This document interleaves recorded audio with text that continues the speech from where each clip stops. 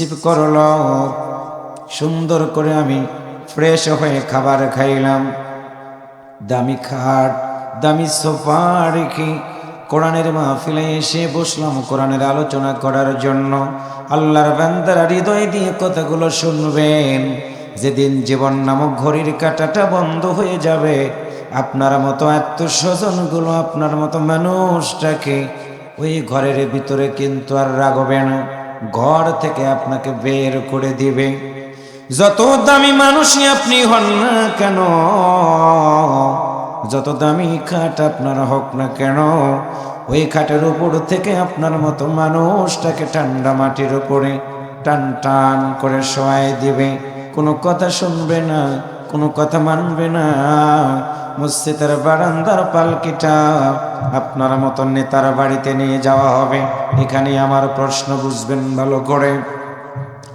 আল্লাহর বান্দারা মৃত্যু হয়ে যাওয়ার পরে প্রতিটা মানুষের নেক আমল করার সব দরজা বন্ধ হয়ে যায়। সন্তান যদি মারা যায়, গর্ভধারিণী মা দুইটা চোখের পানি ছেড়ে দিয়ে বুক ভরা কান্না করে ডাকতে বলে, তোমরা কারা রে? আমার সন্তানটা পৃথিবী থেকে বিদায় হয়ে গেছে, একটা বার কি তোমরা আমার সন্তানটার মুখটাকে দেখার সুযোগ করে দিবে না? আমার প্রিয় ভাইরা, মা যদি মারা যায়, বাবা যদি মারা যায়, সন্তান লোকদেরকে ডাকতে বলে, তোমরা কারা? একটা বার কি আমার মায়ের মুখটাকে দেখার জন্য সুযোগ করে দিবা না? শুনবো না কোনো কথা গো আমরা। মসজিদের বারান্দার পালকিটা আনবে আপনার মতো মানুষটার বাড়িতে, একটা টাকা ভাড়া লাগবে না। আতর গোলাপ সুরমা চন্দন লাগায়া আপনার মতো মানুষটাকে টান টান করে খাটের উপরে শোয়া একটা তাকবীরে বলবে, আল্লাহু আকবার। আল্লাহর বান্দারা আওয়ামী লীগ যারা করেন শুনে রাখেন, বিএনপি যারা করেন তারাও শুনে রাখেন, জামাত যারা করেন তারাও শুনে রাখেন, যারা যে দল করেন সবাই শুনে রাখেন। মানুষগুলো মরে যাওয়ার পরে কোনো দলের স্লোগান দিয়ে কিন্তু জানাজা নামাজ পড়ানো হয় না। একটাই আওয়াজ, আল্লাহু আকবার। ইমাম যখন তাকবীরটা দিয়ে দুইটা হাত বুক বরাবর বেঁধে সানা পড়তে থাকে রে, কিতাবের ভিতরে পড়লাম ওই সময় মৃত ব্যক্তিটা কাপনের কাপড়টা নড়ায়া নড়ায়া মুসল্লিদের দিকে চিৎকার করে ডাক দেয়া বলতে থাকে, তোমরা আজকে আমার জন্য কেন দাঁড়ায়া গেলাম? তোমরা আমার জন্য কেন দাঁড়ায়া গেলাম? নীরবতা কেমনে তোমরা পালন করো তোমরা কি জানো না?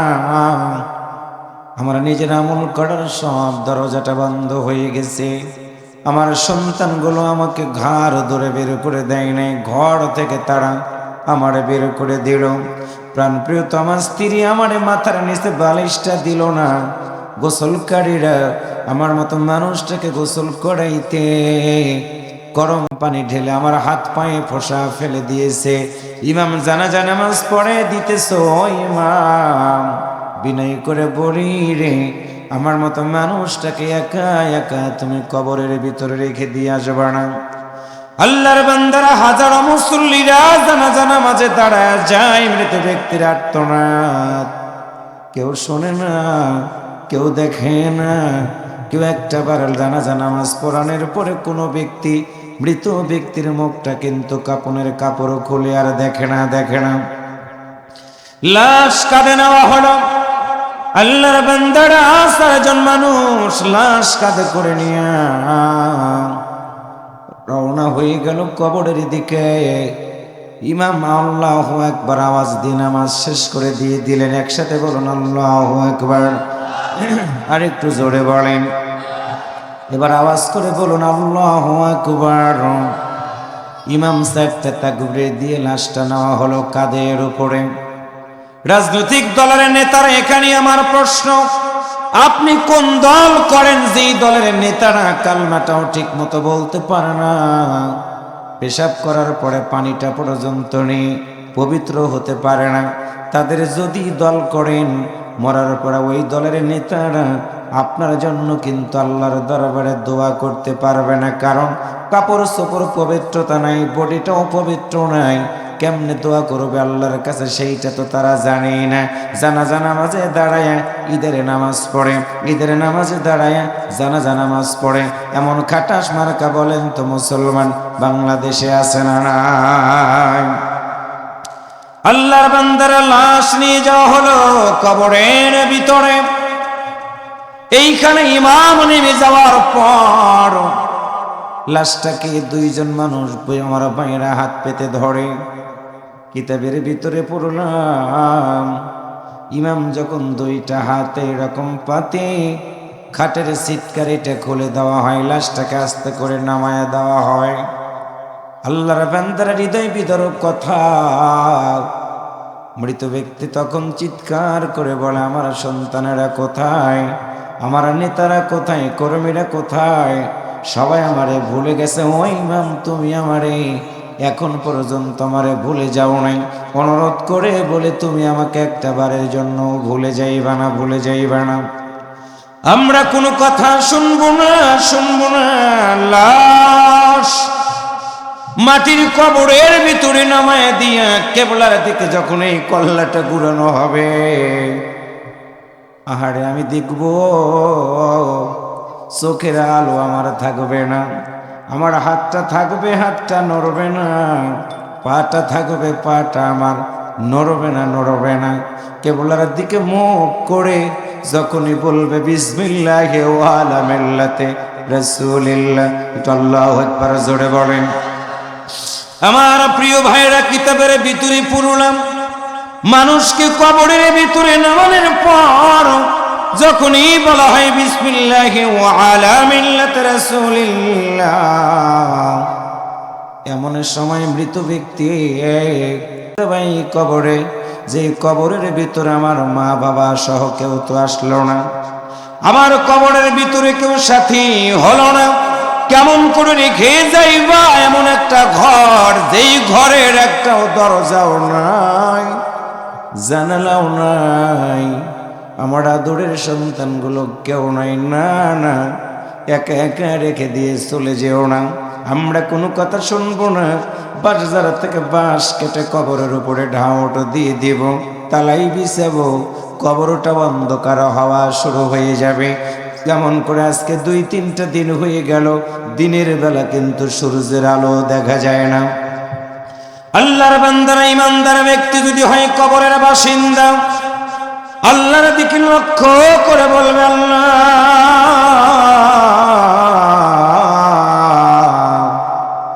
এমন একটা ঘর, যেই ঘরের সাথী নাই, বাতি নেই, কেউ নাই, কেমনে থাকবো আমি?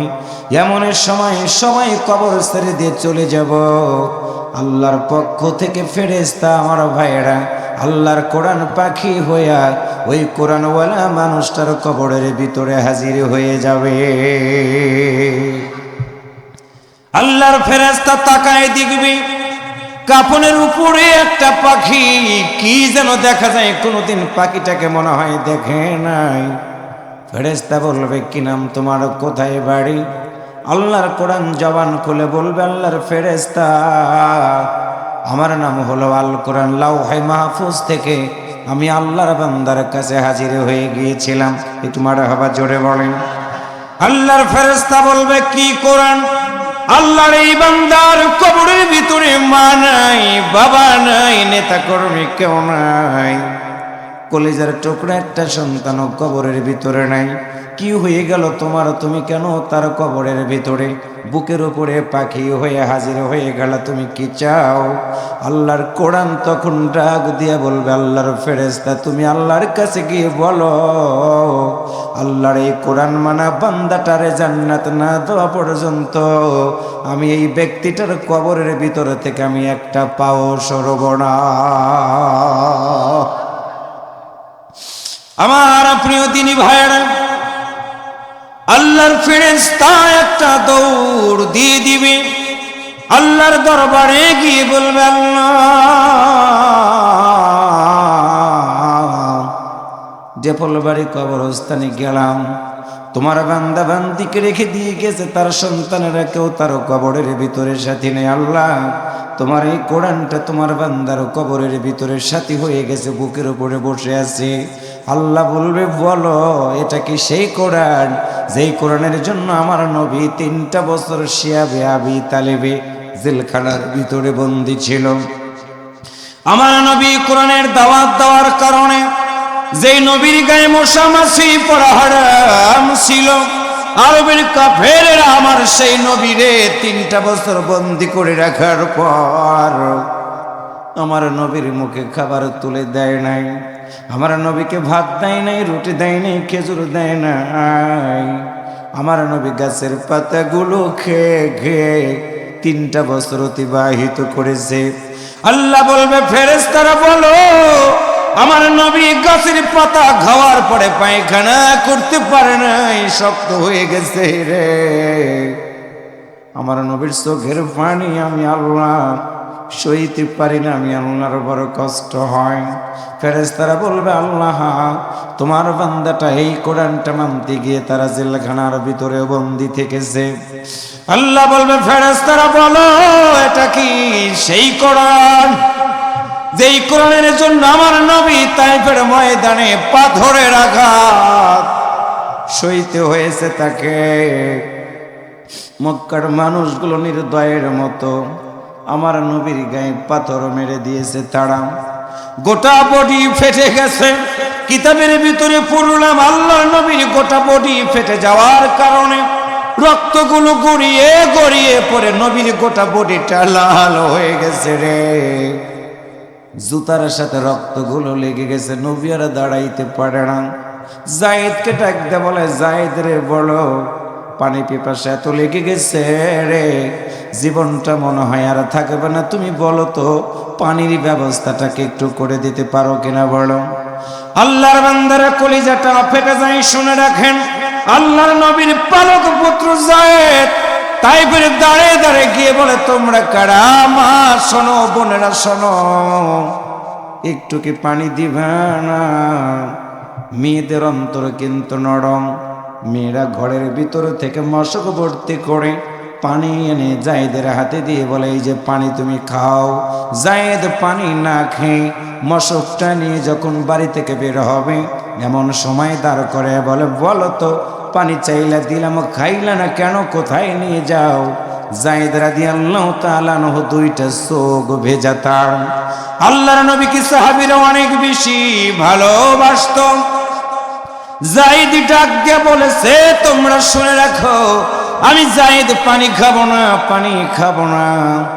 আল্লাহর নবী শুয়ে আছে জমিনের উপরে, গোটা বডি রক্ত রক্ত, পানি পিপাসায় দরদের নবী মনে হয় আর বাজবে না, আমি পানি নিয়ে দয়ারদের নবীর কাছে নিয়ে খাওয়াই দিব। এমন সময় তাইফের লোকেরা জায়েদের কাছ থেকে পানির পাত্রটা কেড়ে নিয়ে বলেন, না না, তোমার জন্য যত পানি লাগে আমরা দিয়ে দিব, কিন্তু আব্দুল্লাহর বেটা মুহাম্মাদের জন্য আমরা 1 পেয়ালা পানি দিব না। জায়েদ পাগলের মতো হয়ে গিয়ে পানির মশকটা রেখে আল্লাহর নবীর সামনে এসে দাঁড়ায় আছে। আল্লাহর নবী জায়েদের দিকে তাকায় বলে, জায়েদ রে, পানি দাও, পানি দাও। জায়েদ 2টা ঠোঁট কাঁপায় বলে, ইয়া রাসূলুল্লাহ, তাইফের মানুষগুলো এত নিষ্ঠুর, নবী গো, আমার জন্য যত পানি লাগে তারা দিবে, কিন্তু আপনার জন্য তারা 1 মশক পানিও তারা দিবে না। আল্লাহর নবীর জ্ঞানটা মনে হয় আর থাকে না। জায়েদকে জড়িয়ে ধরে চোখের পানি ছেড়ে দিয়ে বলে, জায়েদ রে, আজকে তাইফের মানুষগুলো যেই নবীর চিনল না, পাথর মেরে মেরে নবীর গোটা বডিটা ফাটে দিল রে, মাথা থেকে গোটা বডিটা রক্তে রঞ্জিত হয়ে গেছে রে। জায়েদ, তুমি কি আমাকে একটু ধরবা না? আল্লাহর নবীর 2টা হাত ধরে জায়েদ যখন নবীকে উঁচু করবে, এমন সময় আল্লাহর নবী ডাকতে বলে, না না, আমার গোটা বডি এত ব্যথা হয়ে গেছে রে জায়েদ, আমার হাত 2টা ধরতে পারবে না? আমার হাত ফেটে গেছে, আমার পা ফেটে গেছে। আল্লাহর নবীকে জাহেদ বুকের সাথে জড়িয়ে ধরে বলে, ইয়া রাসূলুল্লাহ,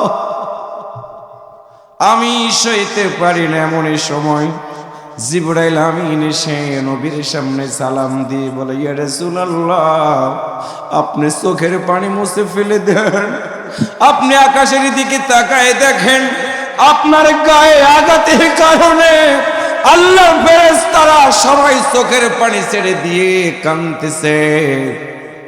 হুজুর, আল্লাহর পক্ষ থেকে ফয়সালা হয়ে গেছে, আপনাকে আমি সাহায্য করব, অনুমতি দিয়ে দেন। আমি তায়েব শহরটাকে উল্টায় দিব। যারা নবীর চিনল না, পাথর মেরে মেরে দিয়ে দিল। আল্লাহর নবী জিবরাইলকে বলেন, না না না, এদেরকে তুমি যদি পাথর মেরে মারো, এদের শহরটা যদি উল্টায় দাও, বলো রে জিবরাইল, আমি কাদের কাছে গিয়ে আমি নবী কালেমার দাওয়াত দিয়ে দিব। আল্লাহু আকবার, জোরে বলেন। আমার আল্লাহ বলবে, ফেরেশতারা বলো, আমার এই কোরআন মানতে গিয়ে আমার নবী গোটা বডি ফেটে গেছে, কারোর জন্য বদদোয়া করে নাই, তোমরা কি বলবা না আমার বান্দা বান্দিরে কি এই কোরআনটা মেনে নিয়েছে? ফেরেশতা বলবে, আল্লাহ, তোমার এই কোরআন মানতে গিয়ে তোমার বান্দারাও জেলখানার ভিতরে গিয়েছে, মায়ের সামনে সন্তানটাকে পিটিয়েছে, আল্লাহ ফাঁসির মঞ্চে গিয়েছে, গলায় রশি লাগায়া তাদেরকে দুনিয়া থেকে বিদায় করে দিয়েছে, মরে গেছে তারা, কারো কাছে মাথা নত করে নাই। আল্লাহ, তোমার এই বান্দা তো তারা কোরআন শুনতে গিয়ে চোখ বেয়ে বেয়ে পানিগুলো ছেড়ে দিয়েছে তারা। আল্লাহ বলবে, কোথায় রে বান্দার চোখের পানি? আল্লাহর বান্দার চোখের পানিগুলোকে ওজন করা হবে। ওজন করার পর প্রতিটা বান্দার ওজনের পাল্লাটা আমার বাইরে চোখের পানির কারণে আমার আল্লাহ নেকের পাল্লাটা বাড়ি করে দিবি। সুবহানাল্লাহ বলেন। এমন সময় আল্লাহ বলবে, ফেরেশতারা রে, আমার যে বান্দারা আমার কোনোদিন দেখে নাই, আমার জান্নাত দেখে নাই, জাহান্নাম দেখে নাই, আমার নবীরেও দেখে নাই, না দেখে তারা ঈমান আনার কারণে কোরআনের কথা শুনতে গিয়ে চোখ বেয়ে বেয়ে পানিগুলো ছেড়ে দিয়েছে রে, আমি আল্লাহ আজকে তাদের জন্য কোনো দয়া করা বাদ দিব না।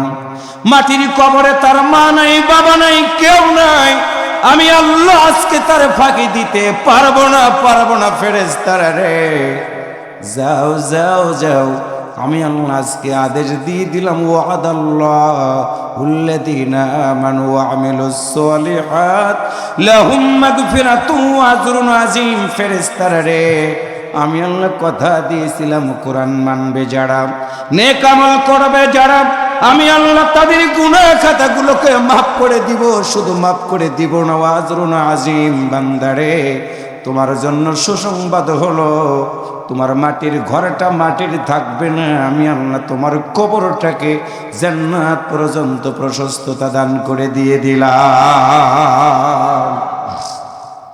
আমার প্রিয় দিনী ভাইয়েরা, আমরা সেই আল্লাহর কোরআনের মাহফিলে বসে আছি, আল্লাহর নবীর উপরে আল্লাহ আয়াত নাজিল করে বললেন, ইন্নাল্লাহ রাব্বি।